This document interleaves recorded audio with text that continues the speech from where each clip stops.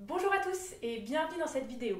Alors aujourd'hui, nous accueillons la violoncelliste Antonina qui a fait partie de la création d'un super projet pour les violoncellistes, c'est la chaîne Cello Kids. Alors Antonina va nous raconter comment est né Cello Kids, qu'est-ce qui s'est passé pour que ces trois musiciens dont nous allons parler dans un instant se soient rencontrés et créé cette chaîne sur YouTube, et puis aussi qu'est-ce que c'est, à quoi ça sert et qu'est-ce qu'on y trouve. Alors, bonjour Antonina et merci vraiment d'être avec nous aujourd'hui. Bonjour Jeanne, merci à toi. Oui, on va se tutoyer peut-être parce qu'on a le même âge, allez, ça va, ça passe. Entre deux youtubeuses, on peut se permettre. Donc, Antonina, voilà, ma première question c'était comment est né Cello Kids? Alors on se souvient très bien de la date quand l'idée est venue sur la table, on va dire comme ça. C'était le 1er octobre 2018, on était avec Valérie Aymar dans un café parisien en train de parler de pédagogie et de plein de choses. Je lui ai dit, mais Valérie, qu'est-ce que tu en penses si on enregistrait les morceaux pour nos élèves, les morceaux pédagogiques? Et donc on s'est dit bingo, et l'idée est partie. Donc à la fin de la soirée, on avait déjà une liste prête d'une trentaine de morceaux qu'on avait envie d'enregistrer. C'est venu très naturellement de notre expérience de pédagogue. Moi, j'avais tendance à dire à mes élèves, tiens, tu travailles telle pièce de sans sens, tu peux aller écouter. C'est vrai que c'était peut-être pas dans nos habitudes il y a 15-20 ans, mais aujourd'hui, tout le monde a ce réflexe-là d'aller sur YouTube chercher un morceau ou une information. Donc effectivement, beaucoup de pièces qui sont les incontournables du répertoire et en fait personne ne les a jamais enregistrées, ou parfois ce sont des versions peut-être pas très réussies, ou peut-être des auditions où avec un peu de trac les élèves ne sont pas forcément dans leur meilleure version. Donc voilà, on a voulu proposer quelque chose à titre informatif, mais aussi en fait pour combler justement ce manque-là. Du coup, à la suite de cette réunion dans ce café avec Valérie Aymar, qu'est-ce qui s'est passé? Alors tout d'abord, il y a eu près de 7 mois de travail où on se rencontrait très régulièrement avec Valérie et Cédric. Nous avons joué, nous avons fait notre première sélection, puisque évidemment on a enregistré près de 130 pièces, mais on ne pouvait pas tout enregistrer. Donc il y avait Valérie Aymar et Cédric, c'est donc le pianiste. Exactement, Cédric Laurel. Donc il se trouve qu'on se connaît tous les trois depuis plus de 10 ans. On enseigne au conservatoire Maurice Ravel du 13e arrondissement de Paris. Donc on est tous les trois collègues, et puis à cette époque-là on jouait beaucoup ensemble. On avait fait tout un programme de violoncelle et piano, et donc quand on a parlé avec Valérie, c'était une évidence qu'il fallait le faire avec Cédric. Nous, avec Valérie, on s'est partagé les pièces entre deux violoncellistes, mais Cédric, il a dû quand même pratiquement tout jouer.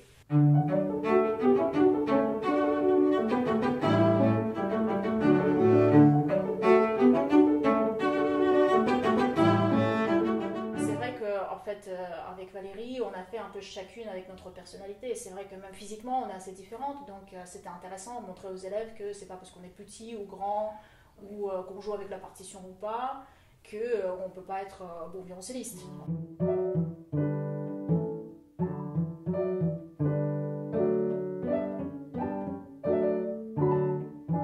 Donc c'était aussi de point de vue de posture, de l'approche de l'instrument. On n'a pas tout à fait la même école non plus. Moi j'étais formée en Biélorussie, et c'est vrai que quand j'enseigne, je pense souvent à mon premier professeur qui est Irina Stepanova, que j'ai eu de mes 7 à 17 ans. Et donc aujourd'hui, si j'ai pas mal quand je joue, je pense que c'est vraiment grâce à elle. Et puis Valérie, c'est plutôt une école française, mais complétée par Starker et ce genre d'approche. Donc je pense que c'est vraiment intéressant de voir ces deux approches-là combinées.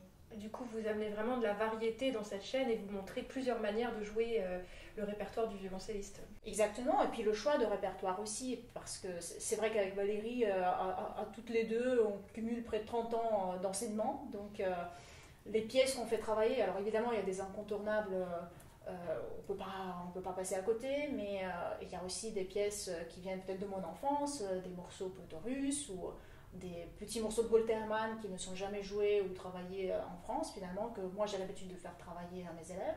Et de même pour Valérie, peut-être les préférences personnelles, ou tous ces morceaux plus contemporains, ou Martinou. Voilà, donc c'est vraiment, on a chacune notre facette et finalement c'est assez complémentaire. Dis-nous en quelques mots en quoi ça consiste. Qu'est-ce que c'est que Cello Kids? Donc Cello Kids, c'est une sorte de bibliothèque de répertoire pédagogique de violoncelle qui permet de découvrir les pièces les plus connues, mais aussi ceux qu'on entend plus rarement et que nous-mêmes on adore. Donc en fait, c'était ça le critère principal de choix. Il fallait que nous, on est vraiment en lien affectif avec le morceau. Bon, il y a plusieurs façons d'utiliser cette chaîne et je pense que c'est ça aussi qui est intéressant, puisque ça peut être tout à fait à titre informatif avant de choisir le morceau. Moi, j'ai tendance tout récemment en fait, de proposer à mes élèves, alors tu vas dans la playlist intermédiaire et tu vas écouter, mais je pense que ça engage plus l'élève, ça engage son autonomie dans le travail. Et puis, quand c'est lui qui a choisi, il ne peut plus dire par la suite « j'aime pas trop ». Donc, ça peut permettre à l'élève de choisir lui-même son morceau dans un niveau où tu sais que toi, tu vas pouvoir le faire travailler. Exactement, ça évite de tomber sur le concerto de Dvorak directement. Donc voilà, quelques autres options. Et puis c'est vrai que souvent on a tendance à dire alors qu'est-ce que tu aimerais jouer, et puis l'élève qui me dit mais en fait je ne sais pas, je ne connais pas. Ouais. Et donc je dis bah voilà, ce dimanche tu vas écouter dans telle playlist. Alors c'est classé par niveau, c'est aussi classé par style, par époque, par type de répertoire. Alors par compositeur aussi, donc voilà, n'hésitez pas à consulter les playlists, ça peut faciliter l'usage de la chaîne. C'est vrai aussi qu'on voit beaucoup en ce moment avec les cours à distance, ou peut-être les adultes amateurs qui n'ont pas forcément de professeur en ce moment. Ils cherchent, alors j'aimerais une pièce romantique, mais pas trop difficile, etc. Donc j'ai tendance à conseiller, voilà, c'est la playlist intermédiaire ou débutant avancé. Il y a aussi une nouvelle rubrique sur la chaîne que je suis en train de développer qui s'appelle le coin du professeur. En fait, c'est parti d'une idée d'avoir une sorte de notice technique avec chaque pièce qui explique les points techniques abordés, les coups d'archet ou jusqu'à quelle position on va monter dans tel ou tel morceau. Donc ça permet de se repérer.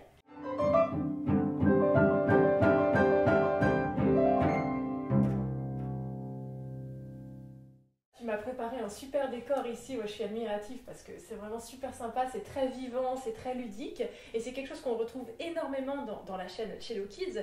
C'est ce côté s'amuser en jouant, vous portez des chapeaux, vous mettez des lunettes de soleil, des masques, des choses comme ça, c'est hyper ludique à regarder. C'est vrai que ça a pris une place incroyable dans le projet et au départ ça n'en faisait pas forcément partie, mais c'est vrai que Valérie Aymar, sa deuxième facette étant mime et théâtre. Voilà, il y a une sorte de fusion des genres et c'est vrai que moi, en tant que fille d'un artiste peintre, ça m'a bien plu aussi, ce côté visuel. Parfois, on avait discuté ce que cet accessoire-là, ça faisait pas trop, et puis je te laisse imaginer les valises avec lesquelles on arrivait pour avoir et le costume et les accessoires et les partitions et enregistrer tout, puisque c'est vrai que en fait, toutes les vidéos de la chaîne, pratiquement 130 vidéos, c'était fait en 2 sessions de 3 jours. Donc c'était quand même très très intense. Et à chaque fois, voilà, il y avait une petite touche visuelle qui devait correspondre. Donc évidemment, c'était pas au hasard, c'était bien réfléchi. Et puis pour d'autres, parfois, on n'avait pas trop d'idées. Donc c'était une sorte d'improvisation sur le moment d'inspiration.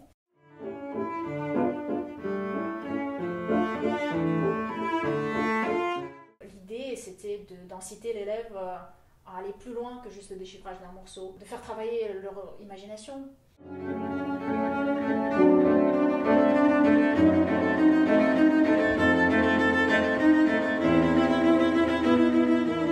Vers où on va, donc avec le titre du morceau, ou le style, ou l'inspiration, et parfois ce sont des choses qui n'ont rien à voir directement. Mais voilà, c'est une impression, c'est une image. Parfois, c'est une image personnelle qu'on a quand on joue telle pièce. Par exemple, cette magnifique poupée a été trouvée quelques semaines avant le tournage pour la danse vénitienne. Et c'est un vrai Pierrot vénitien. S'il y a un point qu'on veut faire travailler en particulier, mais que voilà, on a envie aussi peut-être en tant que professeur sortir un peu de sa zone de confort en termes de pièces qu'on a l'habitude de faire travailler. Peut-être tel élève a déjà fait un certain nombre de pièces, mais on se dit mais tiens, cette extension arrière, dans cette position-là, pourquoi pas, voilà, telle pièce de Claude-Henri Joubert, ce serait parfait à ce moment-là. Mais on n'a pas forcément cette vision-là. Tout le monde connaît ce fameux mardi soir, on se dit pour demain matin, il faut que je trouve absolument quelque chose pour cet élève. Donc Ça a sauvé plus d'un professeur récemment. Je pense, ouais.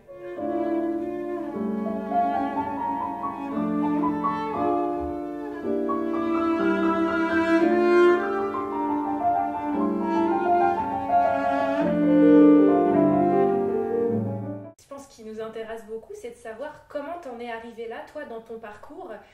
Qu'est-ce qui a fait que, à la suite d'un parcours finalement assez classique, est-ce que j'ai cru comprendre, tu t'es retrouvé sur YouTube? Alors, peut-être il faut commencer au tout début. Donc, avec mon prénom et mon nom, on se doute bien que j'ai des racines qui vont loin, à l'est de l'Europe. Et donc, je suis née en Biélorussie, dans une famille d'artistes. Mon papa est iconographe et ma mère est professeure de violoncelle. Rien n'est dû au hasard. Et c'est vrai que on s'est un petit peu battu au départ parce qu'on m'a proposé du piano, du violon. Alors j'ai fini par jouer aussi du piano, mais c'est vrai que le violon était un petit peu trop aigu et donc finalement j'étais très heureuse de continuer avec le violoncelle. Donc cette marmite pédagogique, c'était dès le départ en fait. Je suis tombée dedans en assistant au cours de ma mère qui a une très très bonne classe, qui enseigne toujours. Elle a beaucoup de lauréats de concours internationaux dans sa classe.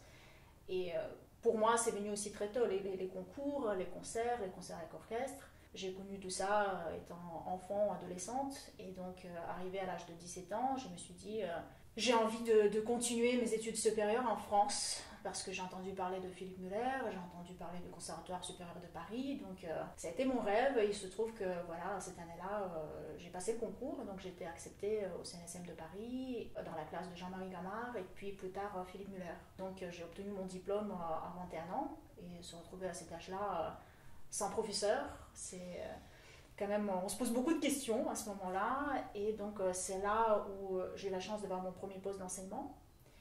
Et super jeune. 21 ans. En plus, c'était en fait exactement la période où j'ai commencé à beaucoup voyager et donc participer au festival en Europe, aux États-Unis. J'ai fait notamment Ravinia Festival aux États-Unis, Académie FX, Festival de Pettigorski à Los Angeles. Donc en fait, ça m'a permis de rencontrer plein de professeurs, que ce soit les professeurs américains comme Ralph Kirschbaum, qui m'a beaucoup marqué, Franz Emerson. J'ai beaucoup travaillé avec Eckhard Runge, qui est violoncelliste allemand, violoncelliste fondateur du Quatuor Artemis, sans oublier Emmanuel Bertrand, à qui je dois beaucoup. Ensuite, c'est tout un tas d'informations, de mélanges de différentes écoles finalement, et je pense que c'est tout ça aujourd'hui que j'ai envie de transmettre à mes élèves.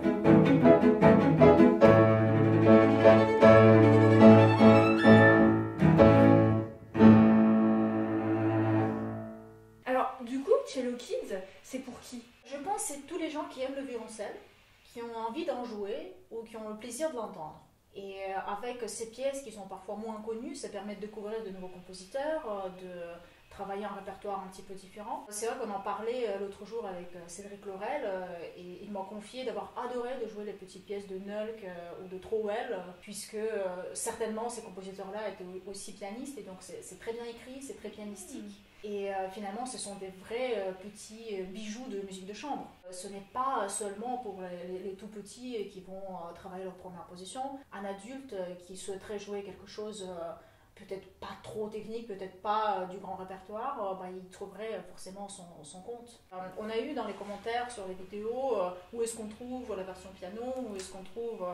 Est-ce qu'on peut avoir la partition, le doigté et la partie de piano séparée, mais ce n'était pas du tout le but. Évidemment, on aurait pu peut-être enregistrer de cette façon-là, mais ça aurait peut-être été dommage pour justement le côté artistique. Est-ce que ça suffit chez Cello Kids pour apprendre le violoncelle en ligne?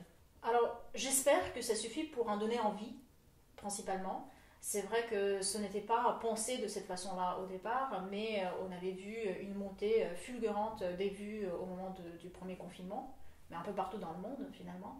On était bien contente d'avoir ce support-là à ce moment-là, même pour nos élèves. Et les professeurs qui ont commencé à nous contacter, à nous appeler en disant merci de l'avoir fait à ce moment-là. Après, je ne pense pas qu'on peut apprendre uniquement de cette façon-là, mais c'est un support pédagogique comme une partition. Voilà, mais je pense qu'avoir un bon professeur... c'est quand même une grande chance. Évidemment. Par contre, ça n'empêche pas de développer de nouveaux outils, des tutos plus techniques, des enregistrements plus artistiques des morceaux comme ce que nous avons fait. En tout cas, ce qui est sûr, c'est que moi, quand j'ai appris le violoncelle, bon, mon professeur parfois me jouait le morceau, mais déjà, il me le jouait jamais en entier, et puis j'avais jamais l'occasion de l'entendre violoncelle et piano, donc même sans enseignement à distance, même quand on va au conservatoire toutes les semaines, c'est quand même génial de pouvoir aller écouter 15 fois par jour, si on veut, ce morceau pour l'avoir dans la tête. Ce qui est sûr, c'est que ça permet de gagner beaucoup de temps en répétition avec piano. Avant, quand on découvrait ça, la veille de l'audition, ce n'était jamais l'idéal. Et aujourd'hui, l'élève a vraiment une écoute plus complète. C'est vrai que ce soit moi ou Valérie, on a aussi une formation de pianiste, donc on a plus l'habitude de faire cet échange-là avec nos élèves, mais je pense que c'est complètement essentiel quand on travaille le répertoire, que ce soit pour les débutants ou pour les plus avancés. Et aujourd'hui, avec les cours à distance, ça permet d'entendre des choses, alors déjà voir où on va, avoir son objectif, mais puis d'autre part compléter par des cours, que ce soit des cours en ligne, que ce soit des vidéos enregistrées par les élèves. Je pense que voilà, on s'est tous retrouvés dans une situation assez compliquée, mais garder la motivation de ceux qui veulent apprendre le violoncelle, c'est quand même l'essentiel. Donc tout ce qui peut aller dans ce sens-là est bienvenu. Bon bah écoute Antonina, merci d'avoir partagé tout ça avec nous, d'avoir partagé ce super projet qui est Cello Kids. C'était vraiment un plaisir de te recevoir sur ma chaîne. Merci à toi. Bah, c'est un grand plaisir. Donc en fait le mot de la fin c'est abonnez-vous, hein, c'est ça? Et oui, Cello Kids, abonnez-vous. Voilà, à Cello Kids qui est vraiment une super chaîne pour les violoncellistes et puis également la chaîne d'Antonina. Où vous pourrez la voir jouer avec orchestre et puis plein d'autres choses super intéressantes. Donc, et surtout, n'oubliez pas de vous abonner à la chaîne de Jeanne Dorsch pour ses excellentes interviews. Ciao à tous!